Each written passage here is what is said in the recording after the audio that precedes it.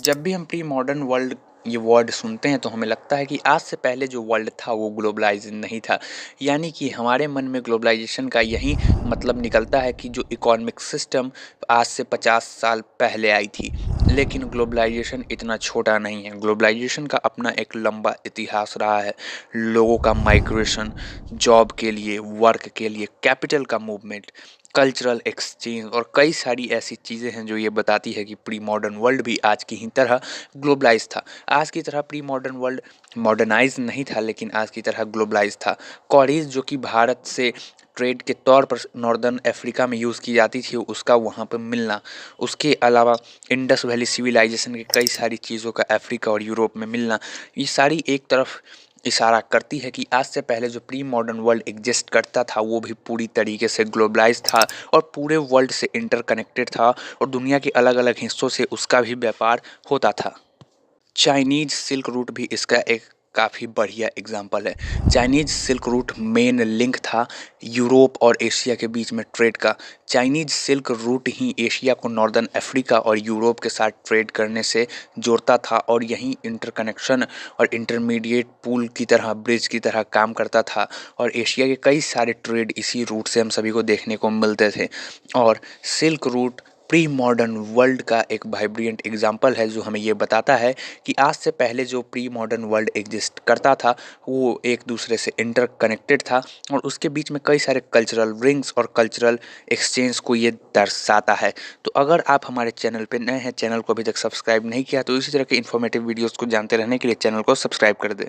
हमारा अगला टॉपिक है silk route and link the world. हमने वीडियो में आपको पहले ही बताया, सिल्क रूट पूरे दुनिया को प्री मॉडर्न वर्ल्ड में जोड़ने का काम करता था। सिल्क रूट के ज़रिए चाइना से शिप में कार्गोज़ में सिल्क को भर करके यूरोप और वेस्ट की तरफ भेजा जाता था और इससे मेनली सिल्क का ही हम सभी को व्यापार देखने को मिलता था। लेकिन ये उसके साथ साथ लिंक का भी काम करता था। नॉर्दर्न अफ्रीका यूरोप को एशिया से लिंक करता था। उसके साथ साथ इससे इंडिया और साउथ एशिया से मसाला का भी व्यापार यूरोप के साथ किया जाता था और नॉर्दर्न अफ्रीका के साथ भी मसाला का व्यापार किया जाता था। और अगर हिस्टोरियंस की माने तो इसका एग्जिस्टेंस क्राइस्ट एरा से भी पहले से था और ये लगभग 15 सेंचुरी तक एग्जिस्ट किया और उसके बाद इसका कोई भी एग्जिस्टेंस नहीं है। और प्री मॉडर्न वर्ल्ड में सिल्क रूट का अपना एक काफ़ी बड़ा इम्पोर्टेंस था पूरे दुनिया को कनेक्ट करने में। सिल्क रूट के जरिए जो यूरोप से व्यापार होता था उसमें एशिया और चाइना से सिल्क रूट के जरिए सिल्क को यूरोप भेजा जाता था और बदले में यूरोपियंस सिल्वर और गोल्ड एशियंस को एक्सचेंज करते थे। इसी रूट के जरिए बुद्धिस्ट मिशनरी इंडिया से चाइना और फिर कोरिया गए और अरब्स के जो मुस्लिम लोग थे वो भी इसी के जरिए इंडिया में और चाइना में आए। हमारा अगला टॉपिक है फूड ट्रैवल, सपघाटी एंड पोटैटो। दोस्तों, तो ये सभी बात हम लोग अच्छे तरीके से जानते हैं कि जो हम लोग अपनी आम जिंदगी में खाना खाते हैं वो सब का सब इंडियन ओरिजिन का फूड नहीं है। क्या आपको भी यही लगता है कि ये सारे का सारा इंडियन ओरिजिन का फूड है? तो आप बिल्कुल गलत हैं, क्योंकि ये सारे फूड इंडियन नहीं हैं। ये बाहर से इंडिया में ट्रैवल करके आए हैं प्री मॉडर्न वर्ल्ड में। अगर हम क्रॉप्स की बात करें तो फूड जो है वो ऑफर करते हैं लॉन्ग डिस्टेंस कल्चरल एक्सचेंज को, जैसे कि मेज़ क्रॉप लैटिन अमेरिका का है। जो आम जिंदगी में हम लोग लाल मिर्च यूज़ करते हैं वो अमेरिका का है। जो हम लोग पोटैटो का सबसे ज़्यादा यूज़ करते हैं वो भी अमेरिका का है। तो ये सारी चीज़ें हमें क्या बताता है कि फ़ूड भी ट्रैवल करती थी प्री मॉडर्न वर्ल्ड में और फूड ने जो ट्रैवल किया उससे कल्चरल एक्सचेंज हमें देखने को मिलता है और ये कल्चरल एक्सचेंज का एक काफ़ी बढ़िया एग्जाम्पल है। अगर हम पास्ता के बारे में बात करें तो पास्ता को इटली यानी यूरोप के सिसिली स्टेट में सबसे पहले अरब ट्रेडर्स द्वारा इंट्रोड्यूस किया गया था। अगर अरब के ट्रेडर इटली के सिसिली स्टेट में नहीं जाते तो वहाँ पे पास्ता नहीं पहुँचता। और इसी तरीके के फूड एक्सचेंज और cultural exchange pre modern world में होते थे। ट्रेडर्स अपने साथ अलग अलग तरह के फूड लेकर के जाते थे। आज भी इंडिया में आपको कई सारे ऐसे फूड मिल जाएंगे जिसके ओरिजिन के बारे में हमें नहीं मालूम, लेकिन फिर भी उसे हम लोग खाते हैं और हमें नहीं मालूम कि वो कहाँ से इंडिया में आया। जैसे कि नूडल्स हम लोग अपने आम जिंदगी में खाते हैं और आप भी खाए होंगे, लेकिन क्या आप जानते हैं कि ये नूडल्स कहाँ से आया? तो ऐसा माना जाता है कि नूडल्स चाइना से वेस्ट की तरफ गया और वहाँ पे उसे सब घाटी के नाम से जाना जाता है। वेस्टर्न कंट्री में नूडल्स को सब घाटी के नाम से जाना जाता है। वेस्ट इंडीज़ के काफ़ी बड़े प्लेयर थे शिवनारायण चंद्रपॉल, जिनके बारे में आप जानते होंगे, और ये एक इंडियन ओरिजिन के थे और ये इंडिया से वेस्ट इंडीज़ नहीं गए, इनके ग्रैंड पेरेंट्स गए थे। ये हमें कल्चरल एक्सचेंज का एक काफ़ी बड़ा एग्जाम्पल पेश करता है। और हमने जो यहाँ पे अमेरिका शब्द का यूज़ किया है उसमें कंबाइनली हम नॉर्थ अमेरिका, साउथ अमेरिका और कैरेबियन जो लैटिन अमेरिका है उसको बता रहे हैं। उसके बाद न्यू क्रॉप की इंट्रोडक्शन ने लाइफ और डेथ के बीच में डिफरेंस पैदा कर दिया। ये कैसे हुआ, चलिए हम इसको जानते हैं। जब पोटैटो को यूरोप में इंट्रोड्यूस किया गया तो यूरोप के जितने भी गरीब लोग थे उनकी ज़िंदगी में देखा गया कि वो अब लंबा जी रहे हैं, क्योंकि पोटैटो को लार्ज नंबर में उगाना ईजी था और ये थोड़ा सा सस्ता भी मिलता था, जिससे लोग इसको खा के थोड़ा लंबा जी पाते थे। आयरलैंड के जितने भी पुअर पीजेंट्स थे वो सारे के सारे पोटैटो पर काफ़ी ज़्यादा डिपेंडेंट हो गए थे।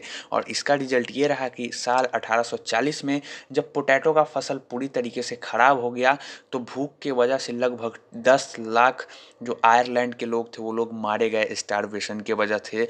और उसके बाद जो हमें अपना अगला टॉपिक पढ़ना है, conquest, trade and disease.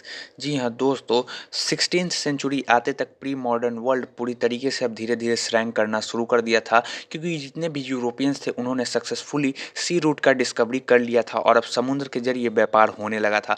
India जो कि एक काफ़ी क्रूशियल नेटवर्क हुआ करता था ट्रेड के लिहाज से एशिया में, अब वो धीरे धीरे यूरोप की तरफ शिफ्ट होने लगा, क्योंकि यूरोप लगातार न्यू न्यू डिस्कवरीज करते जा रहा था और यूरोप में इंडस्ट्रियलाइजेशन भी इस दौरान हम सभी को देखने को मिल रहा था। प्री मॉडर्न वर्ल्ड में ट्रेड के लिए इंडिया काफ़ी इंपॉर्टेंट पॉइंट हुआ करता था, क्योंकि इंडिया सेंटर में था।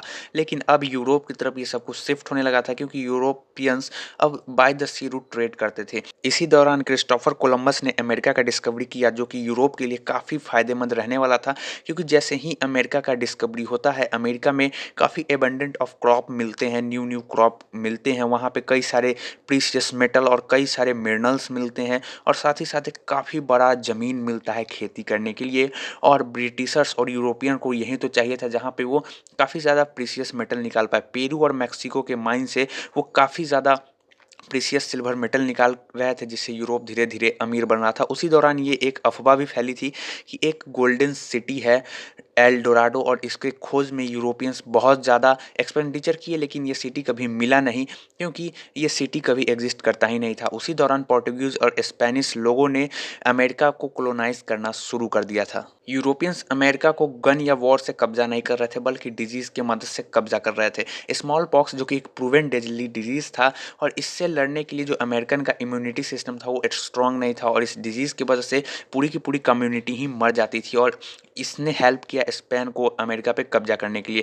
19th सेंचुरी तक यूरोप की स्थिति काफ़ी ज़्यादा अच्छा नहीं था। यूरोप में पॉवर्टी और हंगर हम सभी को देखने को मिल रहा था, रिलीजियस कॉन्फ्लिक्ट्स चल रहे थे, सिटी काफ़ी ज़्यादा ओवर क्राउडेड था। और 18th सेंचुरी में जितने भी प्लांटेशन वर्कर को अफ्रीका ले गया गया था वो सभी के सब अब कॉटन का प्लांटेशन कर रहे थे। 18th सेंचुरी तक इंडिया और चाइना कंबाइनली दुनिया की सबसे बड़ी इकोनॉमी पावर और वर्ल्ड ट्रेड का सेंटर हुआ करता था।